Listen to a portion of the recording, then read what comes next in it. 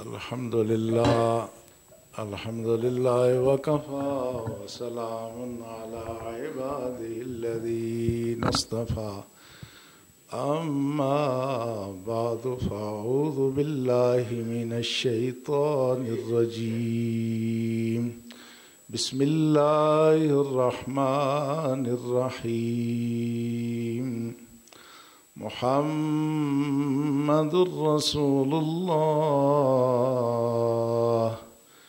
والذين معه أشداء على الكفار رحماء بينهم صدق الله مولانا العظيم. قال الله تبارك وتعالى في شأن حبيبه الكريم إن الله وملائكته يصلون على النبي يا أيها الذين آمنوا صلوا عليه وسلموا تسليما. اللهم صل على سيدنا ونبينا ومولانا محمد وعلى آله وأصحابه أجمعين.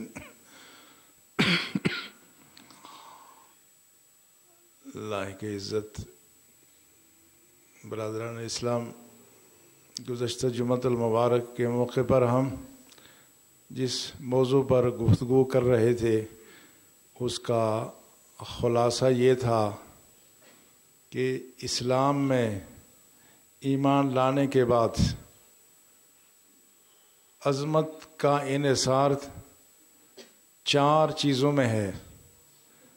رسول اللہ صلی اللہ علیہ وسلم پر ایمان کا اظہار زبان سے، اس کی تصدیق دل سے کرنے کے بعد 4 چیزیں اس ایمان کے لازمی تقاضے ہیں.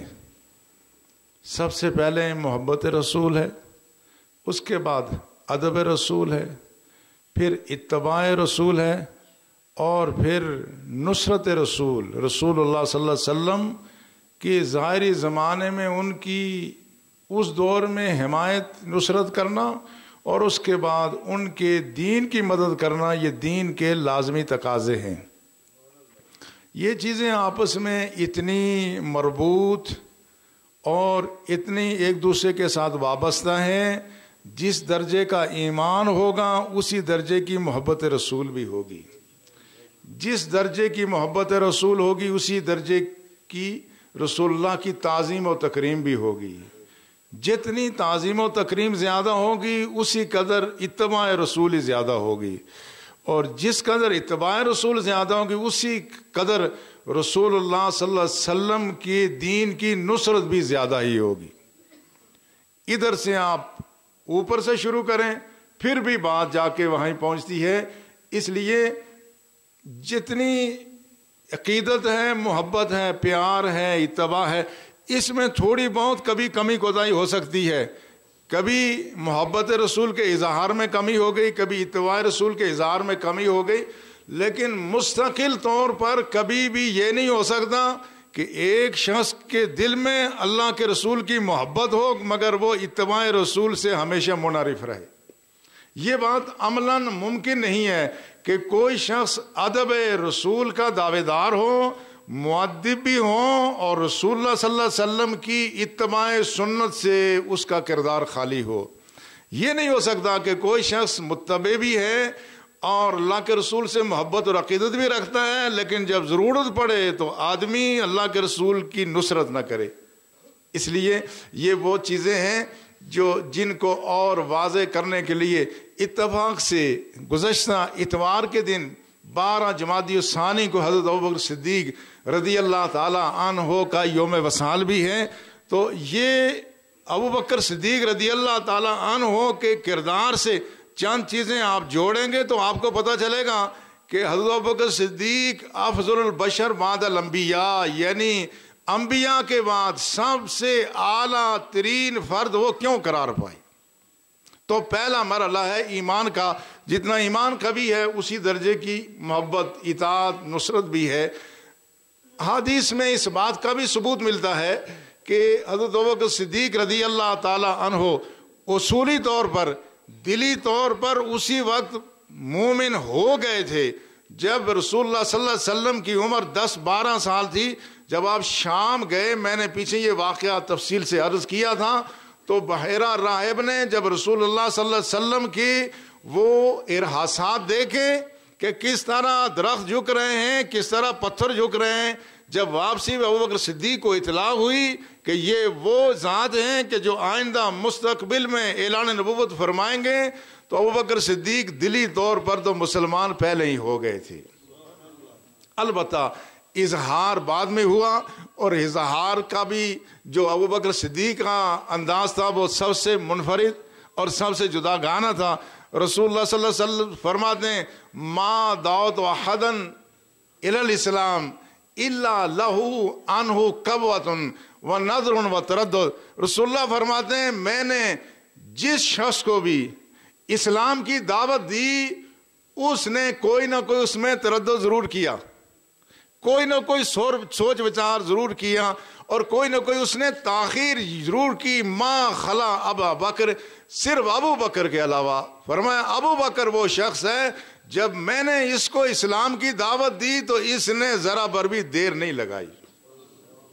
دوسری حدیث میں آپ نے فرمایا میں نے جس شخص کے سامنے بھی کوئی اسلام کے بارے میں بات کی تو اس نے مجھ سے بحث و تمیز کی، لوگوں نے مجھ سے دلیل مانگی، مگر ابو بکر کو جب میں نے دعوت دی قابلہ و استقام علیہ، تو ابو بکر نے اس کو دل و جان سے قبول بھی کیا اور ساری عمر اس پر استقامت سے بھی رہا.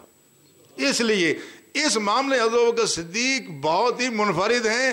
ابوبکر صدیق نے کبھی کوئی دلیل نہیں مانگی، کبھی کوئی وجہ نہیں پوچھی اور تردد بھی نہیں کیا. اس لیے کہا یہ جاتا ہے کہ جہاں بچوں میں حضرت علی کا نام لیا جاتا ہے کہ پہلے مسلمان وہ ہیں، خواتین میں پہلی مسلمان خاتون آپ کی زوجہ حضرت خدیجہ الکبریٰ رضی اللہ تعالی عنہا ہے، لیکن آزاد مردوں میں سب سے پہلے مسلمان حضرت ابوبکر صدیق رضی اللہ تعالیٰ عنہ. پھر کسی مرحلے پر تردد بھی نہیں ہوا. ایسی چیزیں جب رسول اللہ صلی اللہ علیہ وسلم نے معراج کا سفر کیا، سرکار نے آ کے واقعہ بیان کیا کہ میں راتوں رات یہاں سے مسجد حرام سے مسجد اقصیٰ گیا، مسجد اقصیٰ سے آسمانوں کی بلندیوں پر میں نے سفر کیا. صبح سویرے ہی کچھ لوگوں نے حضرت ابوبکر صدیق سے کہا کہ سنا ہے کہ رسول اللہ صلی اللہ علیہ وسلم راتوں رات یہاں سے مسجد اقصیٰ اور وہاں سے آسمانوں پر گئے. تو ابوبکر نے کہا تم رسول اللہ پر بہتان باندھتے ہو، اس لیے کہ یہ بات خلاف عقل تھی. اب پتہ نہیں چل رہا تھا کہ یہ بات چلی کہاں سے. ابوبکر نے کہا، امام جلال الدین السیوطی نے لکھا ہے کہ ابوبکر رضی اللہ تعالیٰ عنہ کو پتہ، انہوں نے کہا تم ایسی بات کہتے ہو، رسول اللہ سے منسوب کرتے ہو. لیکن پھر کچھ نے کہا کہ یہ تو بات رسول اللہ نے مسجد نبی شریف میں فرمائی. فرمایا اگر انہوں نے مسجد نبی شریف میں فرمائی تو سچ کہا ہے. اب یہاں تردد کی بات نہیں ہے. کہاں خبر اگر کسی اور ذریعے سے پہنچے تو ہم سوچ سکتے ہیں، مگر جب زبان نبوت سے اس بات کا اظہار ہو تو پھر اب اس میں کوئی گنجائش نہیں ہے کہ اس میں آدمی مزید کوئی تصدیق کرے، مزید کوئی تائید کرے. اس لیے ابوبکر صدیق سے لوگوں نے جب کہا، آپ نے فرمایا اس سے بڑی باتوں کی تصدیق تو میں صبح شام کرتا ہوں، میں ان نبی مکرم صلی اللہ علیہ وسلم کی شہادت پر تو میں آسمانوں کی باتیں صبح شام میں تصدیق کرتا ہوں. لہٰذا جب یہ بات ہوئی تو رسول اللہ صلی اللہ علیہ وسلم نے حضرت ابوبکر کو فرمایا یہ صدیق ہے، سب سے بڑا سچا ہے. تو آپ دیکھ رہے ہیں کسی مرحلے پر نہ ایمان میں تزلزل آ رہا ہے، نہ کسی طرح سے ذوف ہے، نہ تردد ہے، نہ سوچ وچار ہے. کسی مرحلے پہ جب باقی صحابہ کسی چیز کی حکمت اور مصلحت جاننا چاہتے ہیں، ابوبکر صدیق کوئی حکمت اور مصلحت کا مطالبہ نہیں کرتے، کسی حکمت اور مصلحت کا مطالبہ آپ نہیں کرتے. وہ جو صلح حدیبیہ کا منظر ہے، عجیب و غریب منظر تھا، صحابہ کے ایمانوں کا، محبتوں کا امتحان تھا. جب وہ معاہدہ ہو رہا تھا مکہ المکرمہ کے قریب، ادھر سہیل بن عمر آیا ہوا، سہیل بن عمر آیا، مشرکین طرف سے معاہدہ لکھا جا رہا ہے، اور معاہدے کی شکیں کچھ اس طرح سے ہیں کہ کوئی شخص اگر مسلمان ہو کر مکۃ المکرمہ سے مدینہ طیبہ چلا گیا تو اس کو وہاں سے واپس کیا جائے گا، یہ مسلمانوں کی ذمہ داری ہوگی۔ البتہ کوئی شخص اگر مدینہ منورہ میں وہاں سے مرتد ہو کر کے اگر کوئی مکۃ المکرمہ آ گیا تو اس کو واپس نہیں کیا جائے گا۔ یہ ایسی شک ہے کہ جو بظاہر مسلمانوں کے مفاد کے خلاف ہے۔ ایسی اور شکیں بھی تھی کہ اگلے سال رسول اللہ تشریف لائیں گے، مختصر کیا فرمائیں گے 3 دن کے لیے بیت اللہ کی زیارت کر کے یہاں سے واپس چلے جائیں گے، مگر اصل امتحان اس وقت شروع ہو گیا جب ابھی معاہدہ طے ہوا، تحریر نہیں ہوا، تو سہیل بن عمر کے بیٹے ابو جندل اسی حالت میں گھسٹتے ہوئے، ان کے پاؤں میں بیڑیاں پڑی ہوئی ہیں، وہ کسی طرح سے گھسٹتے آ کے مسلمانوں کے اور کفار کے درمیان وہاں ڈھیر ہو گئے۔ جب ڈھیر ہو گئے اور انہوں نے مطالبہ یہ کیا، اب دیکھتے ہی جو رسول اللہ صلی اللہ علیہ وسلم نے سہیل بن عمر سے یہ کہا ابھی معاہدہ طے ہو رہا ہے، تم سہیل کو میری خاطر چھوڑ دو، یعنی اس کو ہمارے ساتھ جانے دو۔ چونکہ شرط کیا طے تھی؟ شرط یہ طے تھی کہ اگر کوئی شخص مسلمان ہو کر کے مدینہ طیبہ جائے گا تو مسلمان اس کو واپس کر دیں گے۔ سہیل بن عمر یہ ابو جندل، یہ سہیل بن عمر کے بیٹے، یہ جب پہنچے اس کے بعد رسول اللہ نے جب یہ کہا، اس نے کہا نہیں یہ نہیں ہو سکتا، اگر یہ بات کرو گے ہم معاہدہ ہی نہیں کریں گے۔ رسول اللہ صلی اللہ علیہ وسلم نے شاید زندگی میں یہ پہلا شخص تھا جس سے 2 مرتبہ فرمایا میری خاطر اس کو چھوڑ دو، اس نے کہا نہیں چھوڑوں گا۔ جب یہ بات ہوئی تو ادھر سہیل نے ابو جندل اپنے بیٹے کو تماچا مارا، اس کو گریبان سے پکڑا، گھسیٹ کر کے مشرکین کے حوالے کر دیا۔ تو اب ابو جندل یہ کہہ رہے ہیں کہ مسلمانوں تم مجھے پھر کافروں مشرکوں کے سپرد کر رہے ہو، میرے ایمان کو یہ تباہ برباد کر دیں گے، مجھے تم آزمائش پہ نہ ڈالو۔ رسول اللہ یہ منظر دیکھ رہے ہیں، رسول اللہ نے فرمایا ابو جندل تم صبر کرو، اللہ تمہارے لیے کوئی آسانی کی راہ پیدا کر دے گا۔ جب یہ بات ہوئی، اب یہ تو جب وہ ان کو لے جانے لگے، گھسیٹ کے لے جانے لگے، حضرت عمر اس پاس چل رہے ہیں۔ حضرت عمر کہہ رہے ہیں یہ جو مشرکین ہیں یہ لعنتی ہیں، ان کے خون کی کوئی قدر و قیمت نہیں ہے۔ حضرت عمر ساتھ چل بھی رہے ہیں، تلوار بھی ساتھ قریب کی ہوئی ہے۔ حضرت عمر یہ چاہتے ہیں کہ یہ ابو جندل میرے ہاتھ سے تلوار لے کر کے اپنے باپ کا سر قلم کر لے، مگر سارے لوگ عمر جیسے تو نہیں تھے۔ اب بات ساتھ چل بھی رہے ہیں، ترغیب بھی دے رہے ہیں، تلوار بھی قریب کی ہوئی ہے، مگر یہ بات نہ ہو سکی۔ ابو جندل یہاں سے واپس گئے، معاہدہ طے ہو گیا۔ جب معاہدہ طے ہوا صحابہ کے دل اتنے ٹوٹ گئے، اتنے ٹوٹے، جب رسول اللہ نے فرمایا قربانی کے جانوروں کو ذبح کر دو تو کوئی اٹھنے کے لیے آمادہ نہ تھا۔ اتنے دل ٹوٹے ہوئے تھے کہ ہم نے بدر میں بھی کبھی جھک کر کے مشرکوں کی کوئی بات نہیں مانی۔ عہد کا مارکا گرم ہوا، ہم نے وہاں 70 افراد کی لاشیں تو چھوڑی مگر ہم جھکے نہیں۔ آج کیوں جھک رہے؟ اسی دوران حضرت عمر رسول اللہ کی خدمت میں حاضر ہوئے اور عرض کی یا رسول اللہ کیا ہم حق پر نہیں ہیں اور یہ کیا کافر باطل پر نہیں ہے؟ فرمایا ہاں یہ بات درست ہے۔ فرمایا کیا یہ درست نہیں کہ ہمارے مرنے والے شہداء جنت میں جائیں گے اور ان کے مقتولین جہنم میں جائیں گے؟ فرمایا ہاں یہ بھی درست ہے۔ تو کہا یا رسول اللہ پھر یہ اتنا دب کر کے آپ صلح کیوں کر رہے ہیں؟ تو رسول اللہ صلی اللہ علیہ وسلم نے فرمایا خطاب کے بیٹے میں اللہ کا رسول ہوں، اللہ کے حکم کے خلاف نہیں کر سکتا، اللہ میری ضرور مدد کرے گا، مجھے کبھی تنہا نہیں چھوڑے گا۔ یہ بات عمر یہاں سے سن کر کے اب یہ جتنا بھی مجمع ہے ان سب کے چہرے اترے ہوئے ہیں، سارے مایوس ہیں۔ ایک شخص ہے جس کی پیشانی پہ نہ شکن آئی ہے نہ اس کے چہرے پہ اداسی ہے۔ یہ کون ہے؟ یہ ہے ابو بکر صدیق۔ ابو بکر صدیق کے پاس حضرت عمر گئے، پھر غصہ ٹھنڈا نہیں ہوا، ان سے بھی جا کے یہی بات کی۔ پھر حضرت ابو بکر صدیق نے وہی بات کی کہ عمر یاد رکھو محمد صلی اللہ علیہ وسلم اللہ کے رسول ہیں، اللہ کا رسول اللہ کے حکم کے خلاف نہیں کر سکتا۔ ساتھ ایک جملے کا اضافہ کیا، کہا خدا کی قسم اللہ کے رسول سچے ہیں اور تم اللہ کے رسول کے دامن سے وابستہ رہو یہاں تک کہ تمہیں موت آ جائے. جب یہ بات ہوئی حضرت عمر کا کچھ غصہ ٹھنڈا ہوا. اس کے بعد یہ آیت نازل ہوئی انا فتحنا لک فتحا مبینا. مسلمانوں تمہیں مبارک ہوں, تمہیں تو اللہ نے فتح مبین عطا فرما دی ہے. اب جب آیت نازل ہوئی تو باقی مسلمانوں کے چہرے بھی چمکنے شروع ہوئے, لیکن جب سب کے چہرے اترے ہوئے تھے ابو بکر کا چہرہ پھر بھی چمک رہا تھا, اس لیے کہ ابو بکر نے دلیل نہیں مانگی. ابو بکر نے رضی اللہ تعالی عنہ کبھی مصلحت نہیں پوچھی, کبھی آپ نے اس کی وجہ دریافت نہیں کی. حضرت ابو بکر کا ایمان اس درجے کا ہے, اللہ کے رسول نے جو بات فرما دی ابو بکر نے اس پر عمل کر دیا. پھر ایک مرحلہ ایسا آیا, ہجرت کی جو آنے والی رات ہے اس کے دوپہر کے وقت رسول اللہ صلی اللہ علیہ وسلم ابو بکر کے بعد تشریف لے گئے. ابو بکر رضی اللہ تعالی عنہ دیکھ کر کے پریشان ہو گئے, چونکہ یہ رسول اللہ کے تشریف لانے کا وقت نہ تھا. رسول اللہ دوپہر کے وقت کبھی ابو بکر کے ہاں تشریف نہیں لے جاتے, آج خلاف معمول تشریف لے گئے. جب اندر تشریف لے گئے ابو بکر کہتے ہیں رضی اللہ تعالی عنہ فداک ابی و امی یا رسول اللہ, آپ پر میری ماں اور میرا باپ قربان ہو جائے. اس وقت آنے کی وجہ کیا ہے؟ فرمایا گھر میں سے لوگوں کو الگ کر دو. عرض کی یا رسول اللہ یہ صرف میرے اہل خانہ ہی ہیں, اس میں کوئی اجنبی نہیں ہے. رسول اللہ نے فرمایا ہمیں ہجرت کی اجازت مل گئی ہے. عرض کی یا رسول اللہ ساتھ کس کو جانے کی اجازت ہے؟ فرمایا تمہیں اجازت ہے. اب یہ اشارہ تھا اور یہ فہمائش تھی کہ تم نے جانا ہے.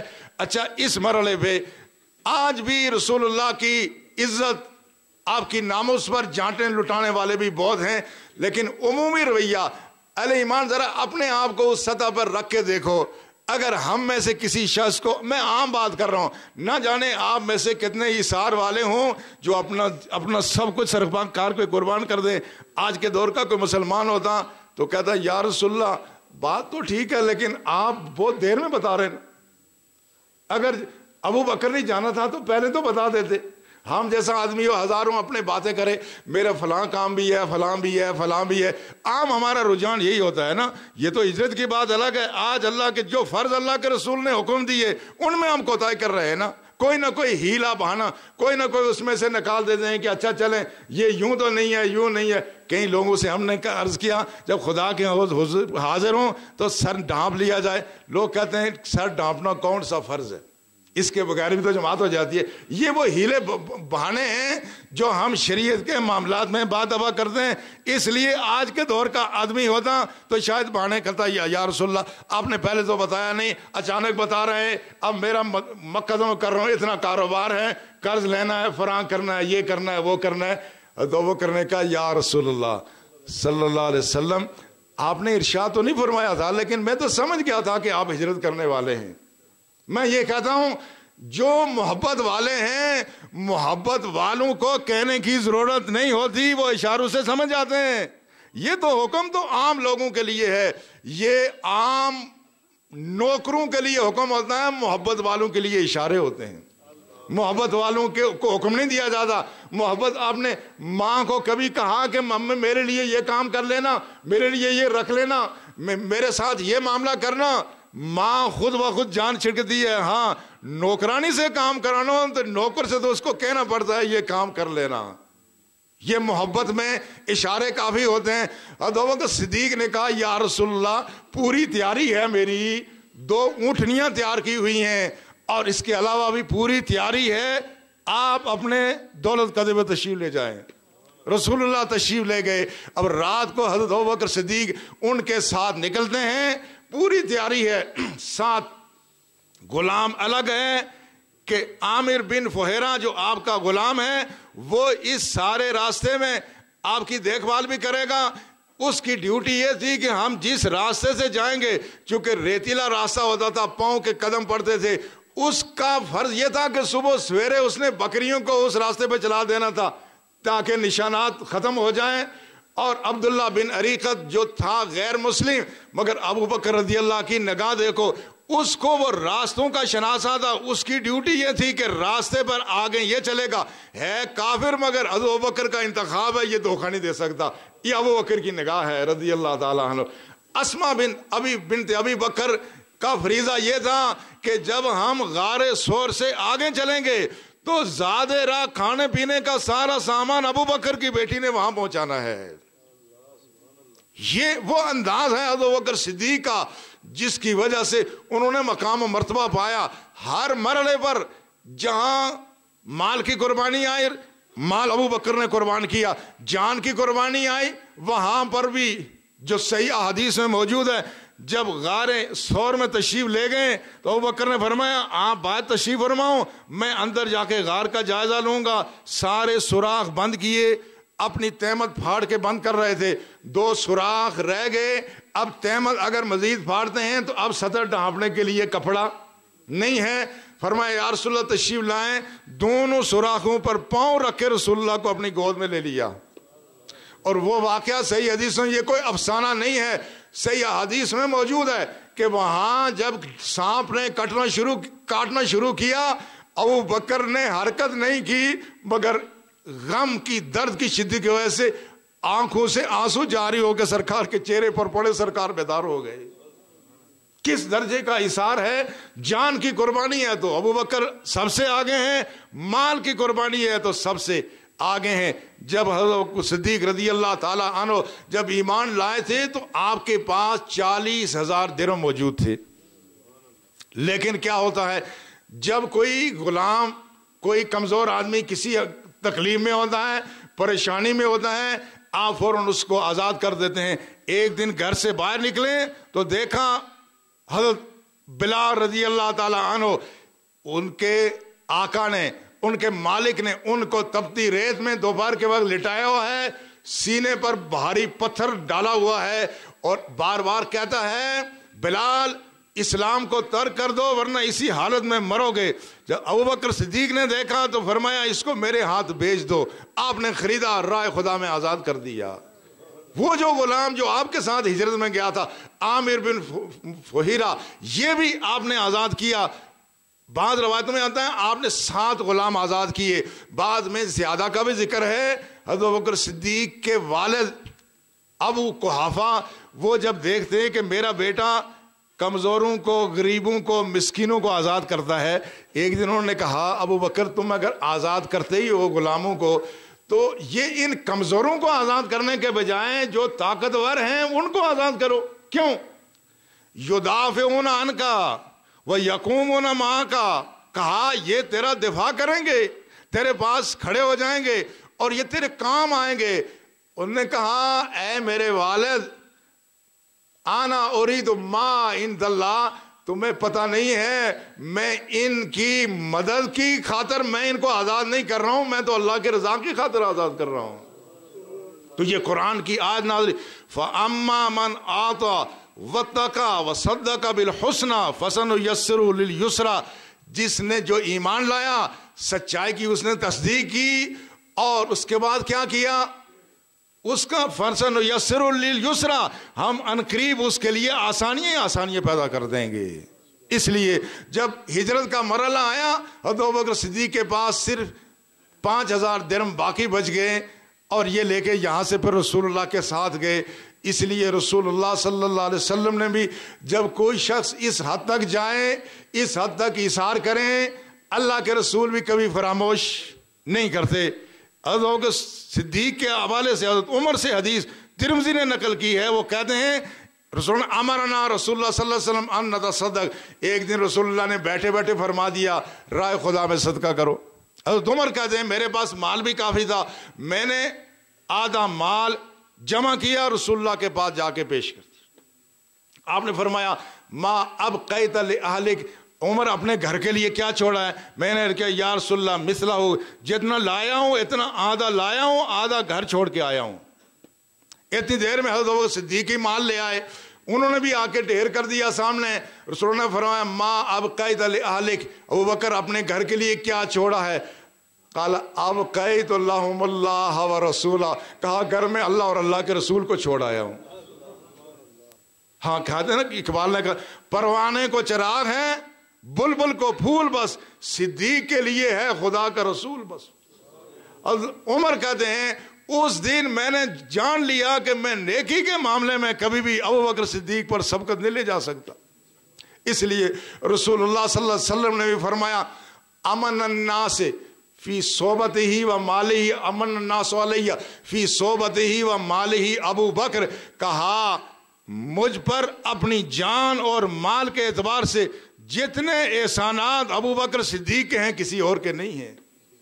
بلکہ ایک مرحلہ پہ آپ نے ارشاد فرمایا ما لأحد علینا علیہ ید علینا ید الا قد کافینا ہو، کہا روئے زمین پر کسی نے بھی محمد صلی اللہ علیہ وسلم پر احسان کیا تو میں نے اس کے احسان کا بدلہ چکا دیا، ما خلا ابا بکر، ابو بکر کے علاوہ۔ وَإِنَّ لَهُ عَلَيَّ يَدٌ يُقَافِعُهُ اللَّهُ بِهَا يَوْمَ الْقِيَامَةِ، کہا اس کا مجھ پر وہ احسان ہے جس کا بدلہ محمد صلی اللہ علیہ وسلم نہیں چکا سکے، بروز حشر خدا ان کا بدلہ چکائے گا۔ یہ ایسی بات تھی کہ یہ ابو بکر صدیق رضی اللہ تعالی عنہ کا ہی خاصہ ہے۔ اس لیے اقبال نے کہا امن الناس بر مولا ما، امن الناس بر مولا ما، کلیم اول در سینہ ما، کہتے ہیں وہ میرے مولا اور آقا پر سب سے زیادہ احسان کرنے والے ہیں، یہ میری سینہ کے پہلے کلیم ہیں۔ کلیم اللہ نے کوہ طور پر سینہ میں اللہ رب العزت کو درخت کے ذریعے سے اور پہاڑ پر تجلی دیکھ کر کے اللہ کی معرفت حاصل کی، انہوں نے رسول اللہ کا چہرہ دیکھ کے خدا کو پہچانا، اللہ کے رسول کو انہوں نے اس طرح سے پہچانا۔ اس لیے رسول اللہ صلی اللہ علیہ وسلم کے یہ جو صحابی ہیں ان کا مقام و مرتبہ یہ ہے، ہر مرحلے پر انہوں نے اثار کیا، جان کا اثار، مال کا اثار، عزت و آبرو کا اثار، اور ساتھ ہی ساتھ ادب اور احترام میں کبھی کمی نہیں آنے دی، کبھی بھی ادب اور احترام میں کمی نہیں آنے دی۔ اہل ایمان ایک تو محبت وہ ہوتی ہے ہم کسی سے محبت کرتے ہیں درمیان میں کوئی رشتہ حائل نہیں ہوتا، پتہ محبت کا اس وقت چلتا ہے ایک طرف خونی رشتہ ہو دوسری طرف ایمان کا رشتہ ہو، ایک طرف باپ ہو ایک طرف بیٹا ہو، ایک طرف کنبہ اور قبیلہ اور برادری ہو دوسری طرف دین ہو، پتہ اس وقت چلتا ہے کہ کس کو اللہ کے رسول سے کتنی محبت ہے۔ ابو بکر صدیق کا کبھی کسی رشتے کی پرواہ نہ کی۔ ابھی آپ کے والد مسلمان نہیں ہوئے تھے، سب رسول اللہ صلی اللہ علیہ وسلم، ایک دن بیٹھے بیٹھے انہوں نے رسول اللہ کی شان میں بے ادبی کر لی، ابھی مسلمان نہیں ہے۔ فَسَقَّ ابو بکر سَقَّةً فَسَقَّتَ عَلَى وَجْهِهِ، ابو بکر نے اپنے باپ کو ایسا تماچا مارا وہ زمین پر گر گئی۔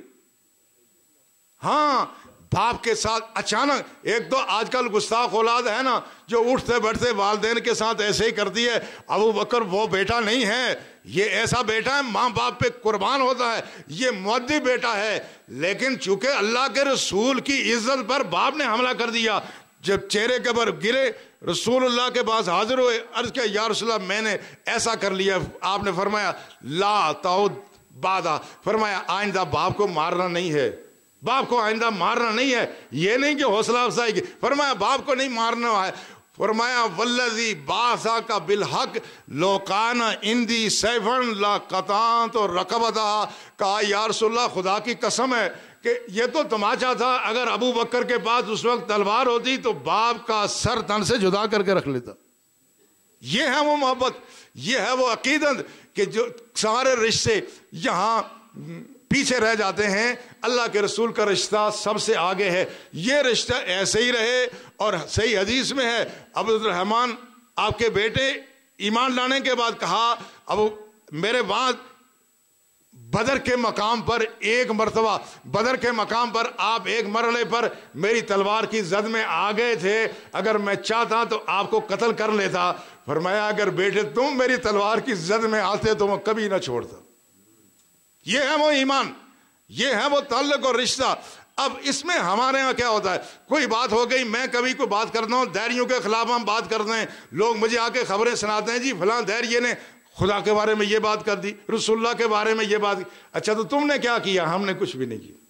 اس لیے کہ ناراضگی ہوتے ہیں، رشتے ٹوٹتے ہیں، تعلق خراب ہوتے ہیں. اہل ایمان یہ ایمان نہیں ہے کہ کوئی ہمارے سامنے ہمارے رب کی عزت پر حملہ کرے اور ہم خاموش رہیں، بغلیں جھانکیں. یہ کون سا ایمان ہے؟ یہ ایمان کا ٹیسٹ بھی ہے. اپنے ایمان کا ٹیسٹ کر لیا کرو. جب خدا رسول کی عزت پر حملہ ہو ہم خاموش رہیں، یہ ایمان کی کمزوری کی علامت ہے. حضرت ابوبکر صدیق نے کبھی ایسا نہیں کیا. مدینہ طیبہ میں ایک دن بیٹھے ہوئے تھے، ایک یہودی فخراس نامی ایک شخص عالم بیٹھا ہوا بات کر رہا ہے. ابوبکر تشریف لائے اور اس کو اسلام کی دعوت دی تو اور کہا کہ تم ایمان لے آؤ. اس نے کہا ابوبکر یہ جو تمہارا خدا ہے نا، ہمیں اس کی ضرورت نہیں، اس کو ہماری ضرورت ہے. فرمایا کیسے؟ کہا دیکھو نا، وہ کہتا ہے من یقرض اللہ قرضا حسنا فیضاعف لہ اضعافا کثیرا. تمہارے قرآن میں آیا ہے نا، اللہ کہتا ہے کون ہے جو مجھے قرض دے تو میں اس کے لیے اضافہ کروں، بڑھا کے دوں. کہا ہمیں سود لینے سے منع کرتا ہے، خود سود دیتا ہے. اچھا جب اس طرح کا ماحول ہو، یہ دلیل کا ماحول نہیں ہوتا، یہ دلیل کا ماحول نہیں ہے. ابو بکر اٹھے اور مارا تماچا تو زمین پہ جا کے گرا. کہا خدا کے دشمن، اگر یہودیوں کے اور ہمارے درمیان یہ مدینے کا معاہدہ نہ ہوتا تو میں تیرا سر تن سے جدا کیے بغیر یہاں سے نہ اٹھتا. یہ ایمان ہے کہ ہمارے خدا ہمارے رسول کی عزت پر کوئی حملہ کرے تو ہم اس کو کبھی معاف نہ کرے. ہاں ذاتی دشمنوں کو معاف کرنا عظمت ہے. ہمارے یہاں معاملہ الٹا ہے. ہمارے دین پر کوئی حملہ کرے ہم اس کو معاف نہیں کرتے. ہماری عزت پر حملہ ہو جائے ساری عمر یاد رکھتے. یہ ایمان نہیں ہے. اس لیے اہل ایمان یہ سیلف اسسمنٹ ہے، اپنے ایمان کی ایویلیویشن ہے. اپنے ایمان کو ہم چیک کر سکتے ہیں کہ ہمارا ایمان کس درجے کا ہے. اگر ہمیں اللہ کے رسول کے لیے دل میں محبت بھی ہے، ادب بھی ہے، ان کی عظمت کا اعتراف بھی ہے، ان کی اطاعت بھی ہے، ان کے دین کی نصرت بھی ہے، تو پھر ہم ایمان میں کامل ہیں. ورنہ مجھ سمیت ہم میں سے ہر شخص دیکھے کہیں نہ کہیں کوئی کمی ضرور ہوگی. بتانے کا مدعا یہ ہے کہ جتنا آدمی کر سکے اللہ اور اللہ کے رسول سے وفا کر لے، کیونکہ عظمت اسی میں ہے. انشاءاللہ اس موضوع اور بقیہ گفتگو اگلے جمعے کی اللہ ہمیں توفیق عطا فرمائے کہ ہمارا ایمان ہماری محبتیں عقیدتیں ایثار سارا اللہ کے رسول کے لیے ہو. وما علینا الا البلاغ.